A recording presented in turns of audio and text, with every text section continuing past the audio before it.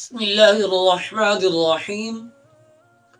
حضرت سیدنا ابو ہریرہ رضی اللہ تعالی عنہ سے روایت ہے، حضور صلی اللہ علیہ وآلہ وسلم نے فرمایا کہ ہر شے کے لیے زکوٰۃ ہے، جیسا کہ پیسوں کی زکوٰۃ ہے، مال کی زکوٰۃ ہے۔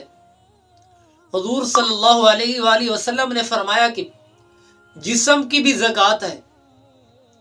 حضور صلی اللہ علیہ وآلہ وسلم نے فرمایا کہ جسم کی زکوٰۃ روزہ ہے۔